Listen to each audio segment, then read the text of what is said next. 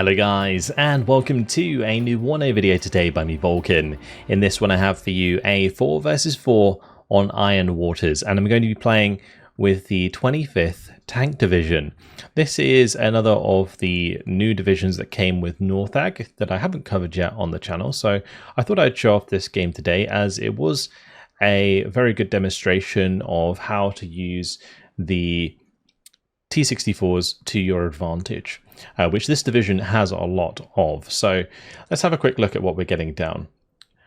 At the front, I have 2 of these Razvedka coming in with these MAVs. These are the amphibious transports. They can be very useful on certain maps for getting your Razvedka into a position that usually your opponents wouldn't expect. So if there's like a hill on the other side of a river or an open piece of water, you can go and place them over there and they'll still be able to have recon over the lands that you're attacking, but not be able to be hit themselves. So kind of a nice thing that you can do with amphibious vehicles. Then we have the T-64B1 Razvedka. This is one of the stars of the show with the 25th tank.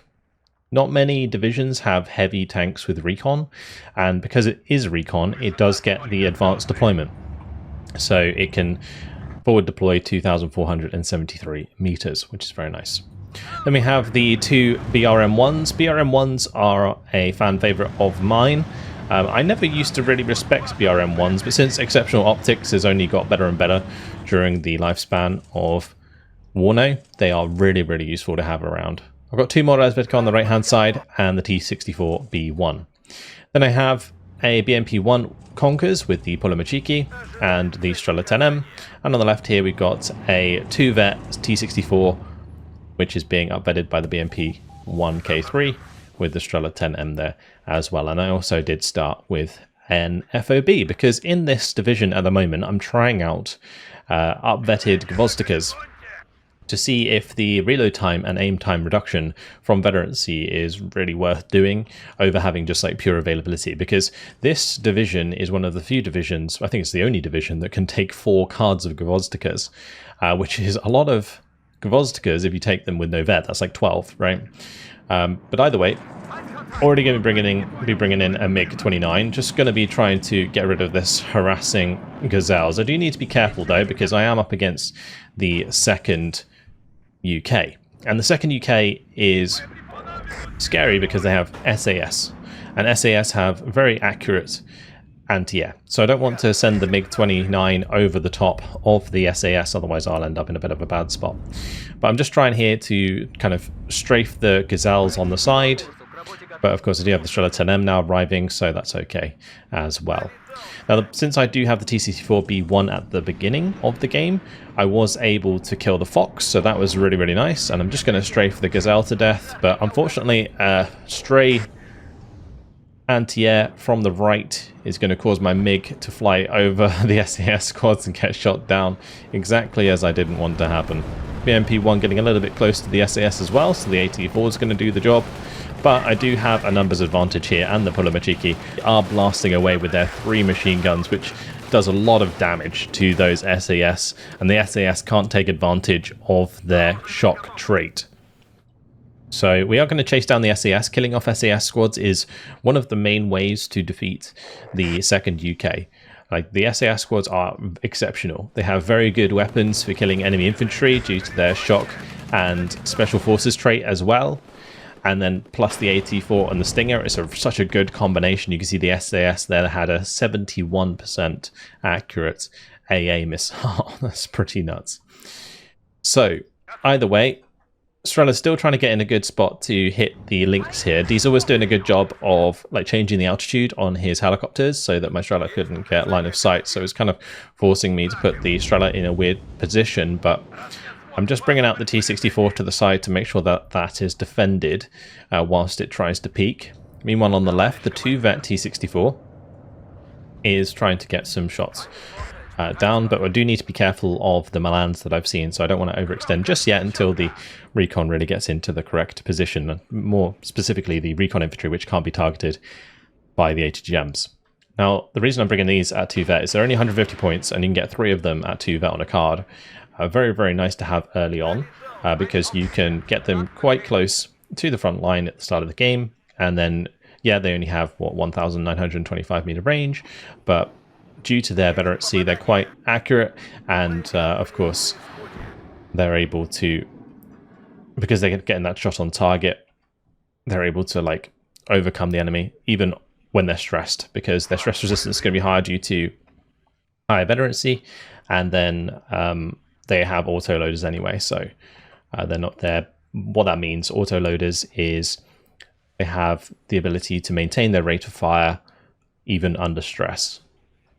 And you can see that if you press I on the card and then hover over, it will say auto loader on the top for a trait of the tank gun. So here, just trying to drive the T-64 out of the way of the HDGem coming in from the Hell Arm here. The Strela was actually out of ammo, so I wasn't able to finish that off, and Diesel here keeping it on the ground anyway to stop me from shooting it down. Now going to take the opportunity to get that back and repair it. So the main thing that I've got to do in this matchup, like with the 25th tank, I've got to kind of give the second UK some space, because the SAS are really going to be powerful early game. So I've done that now, and now it's just basically that the job is to kind of clean out a lot of those like early game units without taking too many losses, so that I can build up enough forces to push through, because I'm not too worried about things like Challenger Mark IIs. Like, yes, it's a heavy tank, it's pretty scary, but a T-64 BV with the Eugen missile is going to outrange it, so that's not going to be a problem. So like, we will overcome Challengers. It's more the units that forward deployed that I'm a bit worried about. Fortunately, the MP1 there going to get caught out by the Milan 2. But I'm slowly moving forwards with the Pulamachiki. I'm going to try and find targets to fire at, because you might notice that I am starting to buy in these Gvozdikas. So these are coming in at 2 veterancy, making their aim time only 15 seconds, reload time 29 seconds. So that's really, really nice. And now I'm just going to basically be targeting infantry whenever I see them with those Gvozdika, including that Milan 2. And the Strela managed to get the shot onto the Gazelle, so we're continuously blinding him. Any infantry we find, we're going to hit with artillery. Even if it doesn't get the kill, the Gvozdkas actually provide quite a lot of suppression, so the cohesion gets low, allowing my own infantry to win those engagements. Cohesion, I think, is something that has always been pretty important in WARNO, but I don't know why. I feel like it's become like more important recently, because everybody has started like up-vetting their units finally, and it does make a big difference to stress resistance. But either way, Igla now in position on both sides. We've got the Iglas in there, we've got the Strela 10Ms now reloaded, ready to go. The one thing that I did do here was, whilst I was waiting for one of them to reload, I sent the other one over to help out with the helicopters there, just so that I wasn't so exposed on this right hand side if he realized that was the case. On the flank here, I am bringing in the UAV.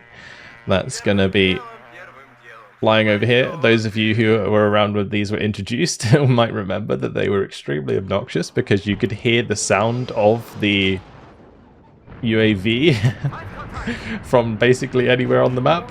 So whenever one was on the map, it was just really, really annoying over time. I always found it quite amusing, but there the UAV kind of doing its job, finding the SAS, but the SAS, due to their accuracy, going to be getting a free hit on target there. I didn't really have time to directly put artillery fire on target, but I'm currently shooting at the Ammobil anyway to make sure that those are damaged and low cohesion before my Pulamachiki and Rezvedka move up. So kind of just taking things slowly.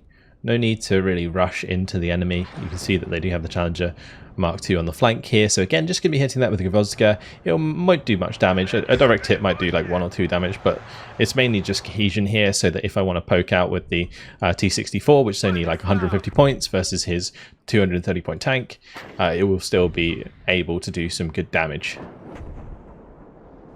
So all of these Gvozdikas have now been purchased. You'll see that I've got 4 on the backside here, and that is all of my artillery for the game. But it's going to feel very, very oppressive for Diesel, because they have such a low reload time. And you'll notice that I'm not necessarily concentrating them all in the same area, I'm actually spreading them out. And that's allowing me to get some cohesion damage onto these guys, for example, like the Terriers Pioneers and the SAS and the Emberville, before they even engaged my Pulamachiki. and that gives the Polomachiki a little bit of a head start in those engagements. And I'm also getting the T-64 to pile in with its main gun, and because it's quite accurate, it's doing a nice amount of damage with both its machine guns and its main gun. So the Terrier's going down pretty quickly in that engagement. I'm just going to continue putting artillery fire on all of the infantry as they start to fall back as well, because it's important that I continue the pressure in order to make ground. Because on the right side of the Iron Waters here, it's all about really controlling these two industrial parks on either side. You can, of course, try and control the right-hand side here as well, but if you're going to try and attack into this sector by controlling the right-hand side, it's quite a long way to go, so I'm not putting too much here. I'm just keeping a nice local concentration on this side, and that way my units can take advantage of the combined arms to get the job done. Now, the T-64 in a bit of a bad spot. The HGM all the way back here is actually able to get a shot onto the BMP-1 and the T-64. And these are making the good play here to push forwards the Terrier's Pioneers, so the Polomachiki can't get good value out of their PKMs. And the PKMs are going to lose out to the satchel charges at close range, so that's working out quite nicely. Razvedka holding the line briefly, but no need for me to leave them in a position where the Terriers could jump forwards and drop more satchel charges on my face. So currently just trying to kill off the Milan 2 so that I can keep my fire support in the right position to engage this infantry, because without it I would be in a real bad spot. So Razvedka, they're still holding the line. I'm not too worried. If they get down to like 2 men, I might start falling them back, but meanwhile it's not too much of a problem because these Terriers, they are very low on cohesion, so they're not very accurate. Nasty enemy artillery coming in there though, absolutely wiping out the Euro. The problem is, like, the SAS here, potentially recon up here, is spotting some of my stuff, which is making it easy for his artillery to get targets. So what I'm doing is just going deeper into the forest here so that those recon units can't see. Meanwhile, I'm continuing my own artillery in order to suppress the units we are engaging. I was hoping there that my T-64 could get a little bit extra damage onto the Milan 2, but wasn't quite successful in doing so.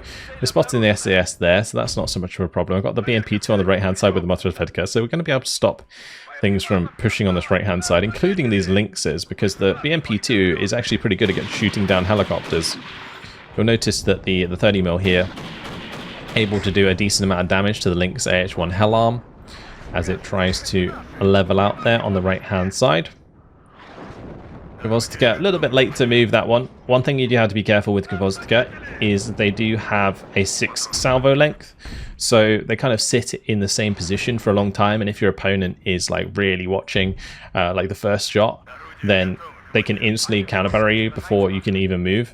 Like, say if I've queued a command, it's going to fire 6 shells before it moves, and that gives the enemy time to actually kill you off, so got to be really careful with that. Anyway, Terrier's Pioneers, they don't have AT, so just going to be pushing forwards with the T-64s here to help pin those down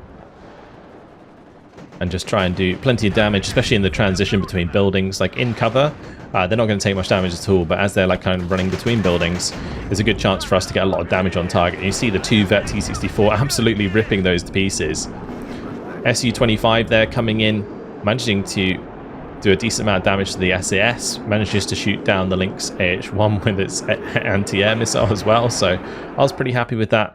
Now the BMP-2 going to be pushing forwards with these 2 Polomachiki. Well, I decided to just send one there in the end, but this one's going to be heading up to face off against the Terrier's Pioneers. So I'm just shifting this up, and the 30mm trying to get the job done. The Lynx is like always automatically falling back because he has defensive posture on. Really hoping to get a good shot onto the Bedford there before it unloads, because if I can kill that, it will most likely kill off the squad, so that's really nice.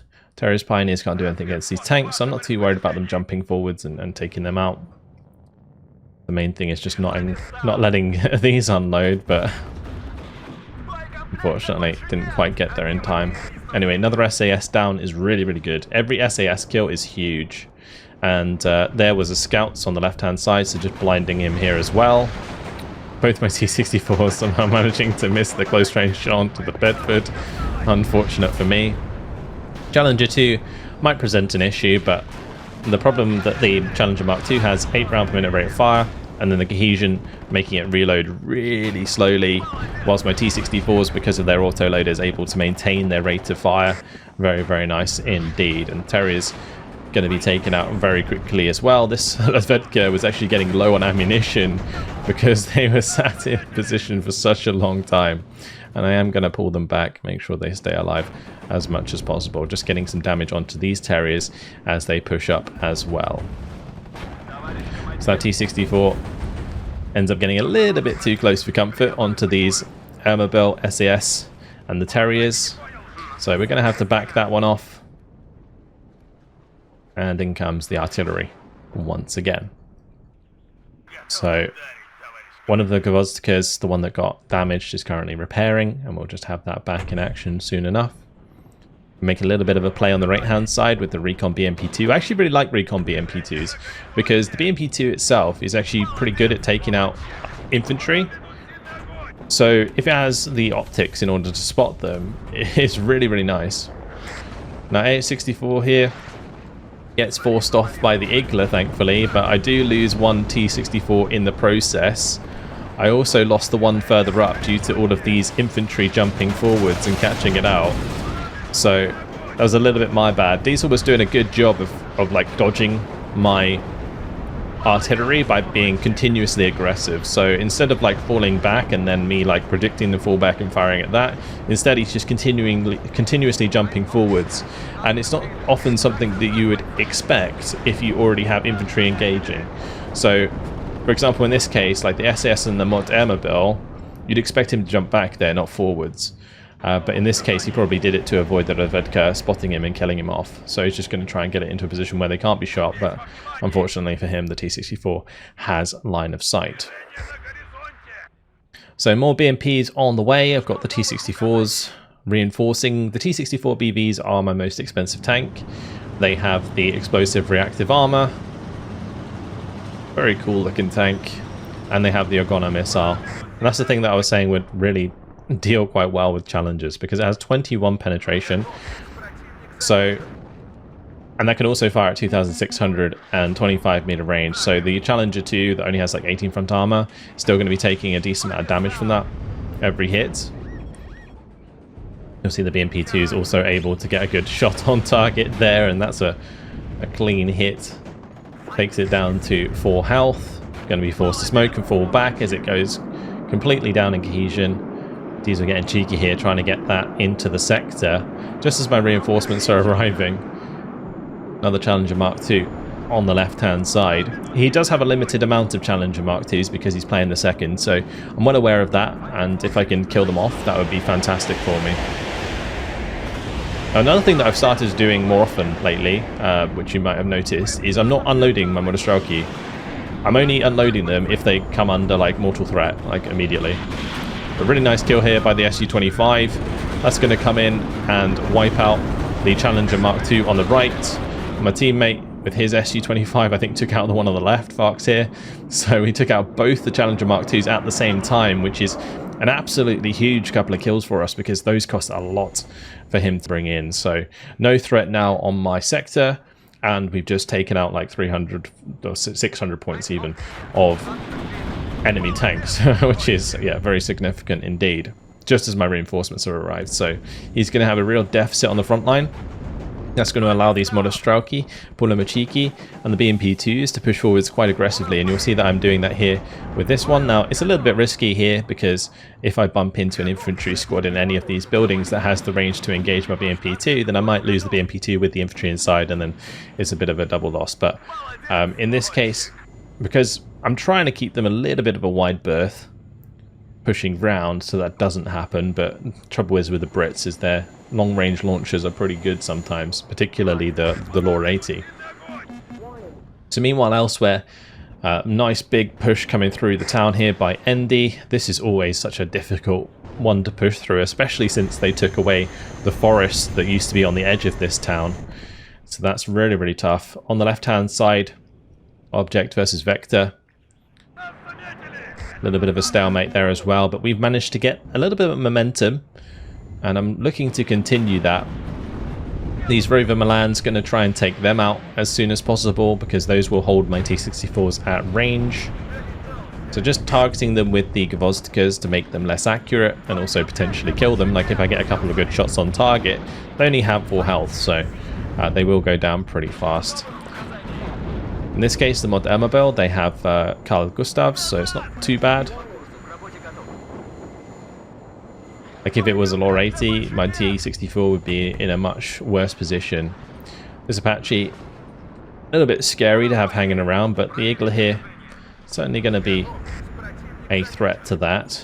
And I am trying to keep the Strela 10Ms close enough that my T-64s are not threatened by these helicopters. Like as soon as I am getting shot at, the Strela is trying to reply. We do manage to get 2 on target there to shoot down that link, so that was really, really nice. A couple more challenges going to be waiting for us down the road, so I'm going to have to figure out a way to deal with them efficiently. But all the while I am sending my supply backwards and forwards. You might notice the amount of times that my supply moves backwards and forwards this game. The Kraz is coming in now to provide a lot of supply on the front line. They have 2,000 supply each, so looking to even resupply the Urals so they can maybe move a bit further forwards with less supply.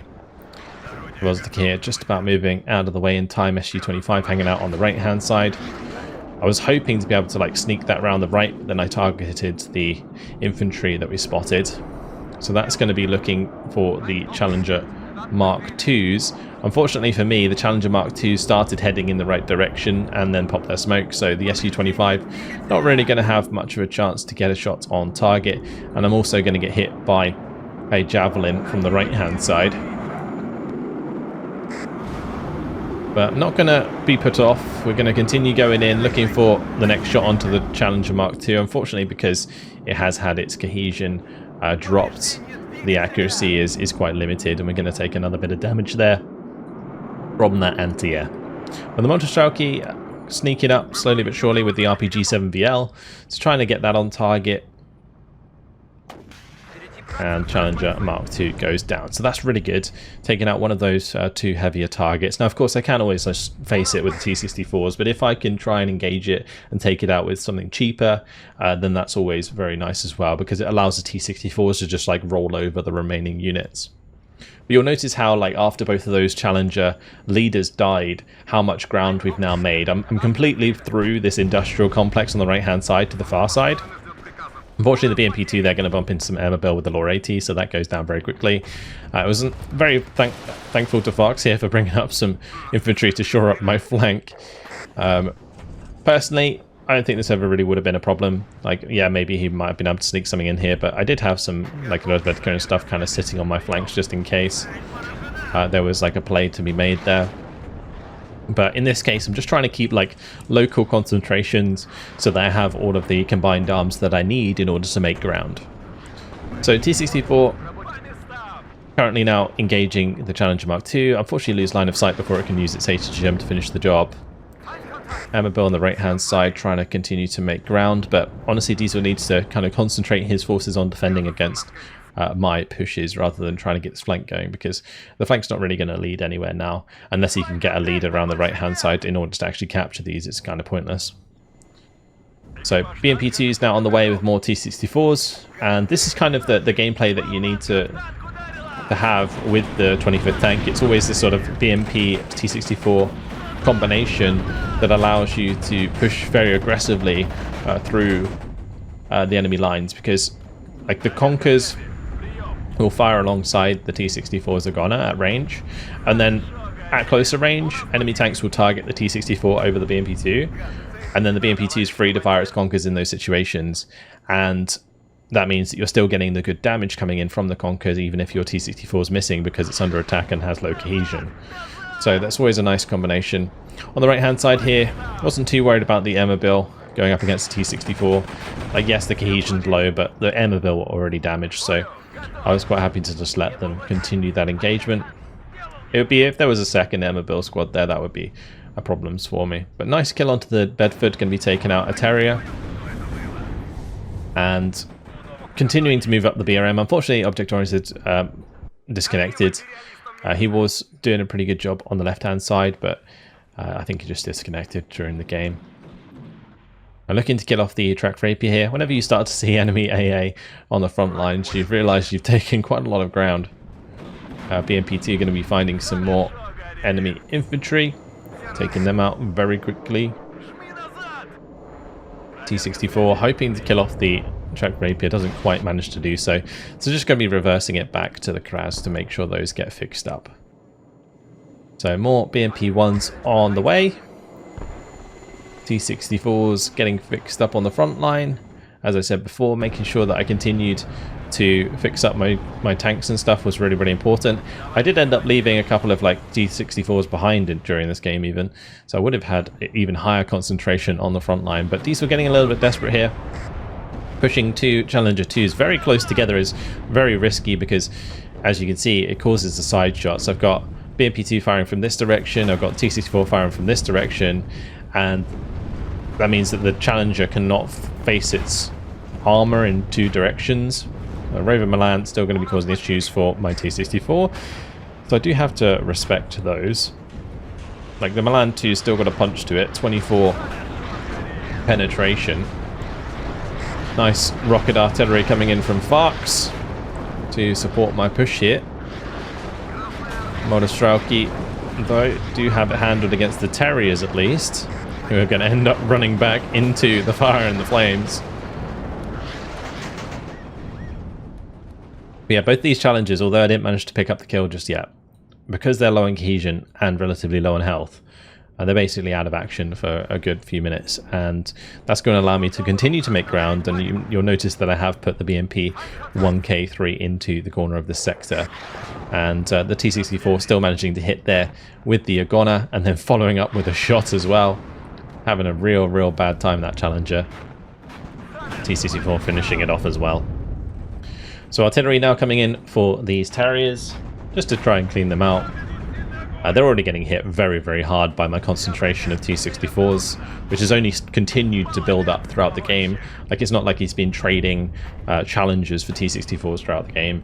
I've managed to kill a lot of his challenges without sacrificing my T-64s. I did end up losing one on this left-hand side. Oh no, that was just the BRM. This is the T-64, I think, that dies, but that's just going to be hunting for now an infantry squad in the heavy cover there, because again it was a unit that was already half health, so I'm not too worried about using my health on the T-64 to finish them off, especially since the Terriers only have like an M72, so I'm not going to be able to do much damage to the front armor of a T-64. So Raven Milan going to be trying to catch an Ogona. BRM moving up quite aggressively. I'm trying to get it into this tree line here, which does give my BRM cover. I'm also moving up the Strela now to try and deal with the Gazelles here. So finally kill off both those Raven Milans. That's really nice. Artillery is going to start coming in onto the Saxon. Strela 10M just driving up. The nice thing about the Strela 10M, I mention it quite a lot, but it's always worth mentioning. The motion accuracy on a Strela 10M is the same as on the move.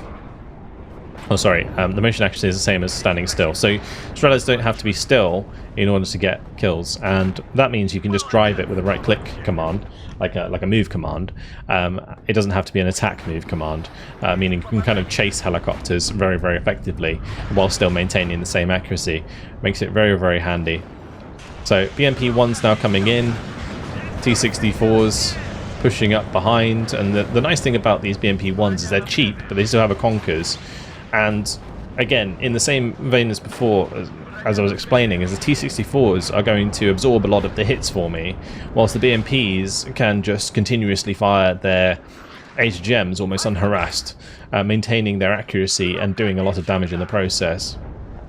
It's very effective to utilize your IFVs alongside your tanks, because the tanks always take the shots by default. Like, of course, your opponent can purposefully right-click all of your IFVs and kill them if they wanted to, but that is a lot of micro, and quite often people don't do it, and even if you did want to do it, it might not be worth doing it, so there's a lot that kind of you have to think about when choosing these engagements.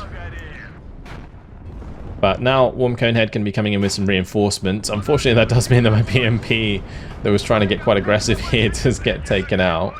The TOW 2 does present quite a lot of a problem for my T-64s because it's quite accurate. But F-111's now coming in from Conehead as well, looking for the kill onto the T-64s. This T-64 just survives, and I managed to space out the rest enough to avoid taking too much more damage. I even managed to get the Strela 10M out of there, so that was a pretty clutch split from my T-64s.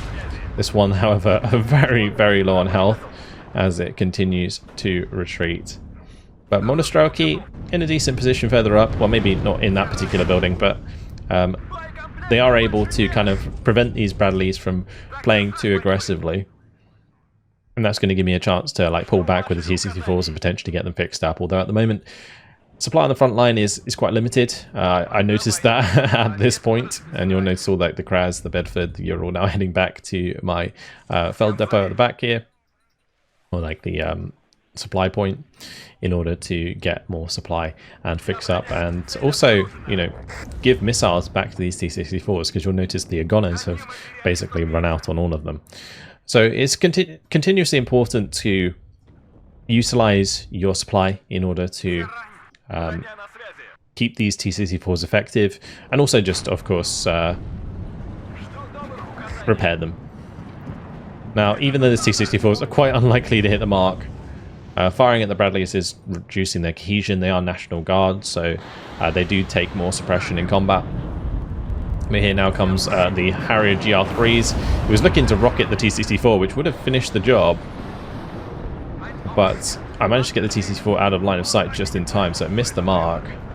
And as the M2s have now come forwards and they're low on cohesion, I'm taking the opportunity to move out my T-64s again to finish them off. So that's working out really, really nicely for me. And artillery is still firing away onto these fire teams that have come up to reinforce Diesel on the right-hand side. On the left-hand side, Andy's doing a good job, continuously pushing forwards. Harrier once again coming in with the strike towards the T-64 that was on low health. Desperate to take that out, loses 3 Harriers, I think, in the process. But yeah, Andy's supported the AI and actually managed to make quite a lot of ground over there. Unfortunately for me, Warm Conehead came over and gave Diesel quite a heavy hand, which definitely slowed me down quite dramatically, like the TOW 2s and the ITOs, making my T-64s have to back off. The issue that you have with like the ITOs is that, or even the TOW 2s, is that they, when they hit your tanks, your cohesion goes like really low very quickly. And so then you find it very hard to get the shots on target of something like a Bradley in order to kill it off. And so the problem just gets worse as you take more and more hits from those ATGMs. If you can get the shot off first, then that's the way to do it. But another of my UAVs coming over now, looking to spot these infantry squads, and as they get spotted they come under a lot of fire because I've now got 7 T-64s on the front line here. That's not including, you know, the Razvedka variant or the ones further back that are currently being fixed up. So just trying to get them in the same position so that when I bring up a supply vehicle it can fix both of them at the same time. Yeah, big open ground push here with the T-64s. Does leave them quite vulnerable to AT planes and such, but our opponents don't really have access to much of those. It would be Warm Conehead's Strike Eagles that would be the scariest thing for these T-64 BVs to deal with. But I'm kind of sure that, I'm actually not sure, but I think they might not even get killed by a Strike Eagle in one run. Mi-24V's now come up to support as well, just to try and finish things off. Harrier for a recon Schmelt. Probably not worth it. Well, not exactly very expensive. Unfortunately for me, in cover there, the T-64 gets taken out by the Emmerville's Law 80. I think if Diesel was using the Law 80s more earlier on, then I might have had a much harder time trying to use my T-64s. But Huey's from Warm Conehead going extremely aggressive here, being sacrificed and shot down. It's always very cinematic when these all get killed off very quickly. Yeah, the Strella's doing their job. Unfortunately, that one catching some artillery, but I do have 3 Strellas still alive, plus the Iglas that have moved up over time. I'm able to finish off the next command vehicle, so we're just about to fully secure the sector. Got to now respect the Apache. I do have an Mi-24V coming over with the Igla. If that can get shots on target, it'd be fantastic. Unfortunately, missing a couple there as the Apache makes a run for it. Another Shmel on the way. It's always funny how you can like hear them in the back of your ear as they start to come in. Mi-24V gets shot down.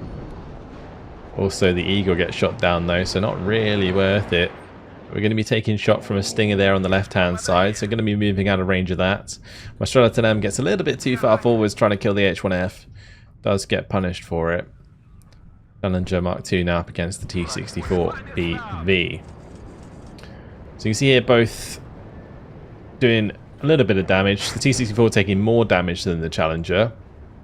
But then again, the nice thing about the Challenger, the nice thing about T-64 is the autoloader. So I'm able to get the 3rd shot off before he gets his 3rd shot off, even though he managed to get more damage on me early on. This is why Challengers are really kind of mediocre. I feel like they should have more firepower or something than they do. Anyway, M2A2 A1 Bradley now coming in with those TOW2s. The National Guard ones we saw before were actually just like ITOs, but the M2A ones are serious threats here for my tanks and their 16 front armor. Like a TOW2 with 25 penetration is going to do a lot of damage to a T-64BV. Unfortunately, my Ural there getting killed off by the aircab troopers. That was a cheeky shot from the Warm Conehead there. I'm also going to be backing off the T-64 that managed to push up, and aircab troopers managed to finish that off. So, a couple kills for Conehead here as he reinforces. I didn't exactly know if those Hueys that had come over here actually dropped off infantry before they pushed. So, or at least like any significant infantry before they pushed. So, I didn't really respect the aircraft troopers, which were actually pretty good for their price. You get like a 9-man squad for 55 points, and they have the security trait as well. But Monstrokey there, in a position where they'll likely win that. T-64s hanging out. These T-64s aren't really here to contest the sector, they're actually just there to give my other T-64s more veterancy on the move. But Fox here doing a good job of pushing up with his infantry that he has brought in. He's reinforced his right-hand side, cleaned that with a couple of recon vehicles at the same time. So definitely been nice to have my flank secured, although I didn't really feel like it was necessary. But yeah, as I said, it was nice. So thank you to him for doing that. It also makes sure that Diesel has to kind of continuously support that right-hand side, making it easier for me to push straight through the sector with my tanks. So that's nice as well. Now, in a situation where we'd be up against like a lot of heavy rocket artillery, the way that I have my troops set out right now would be really bad. But because I'm not playing against it, and I know that it's not necessarily a big threat, I'm able to play exactly the way I am.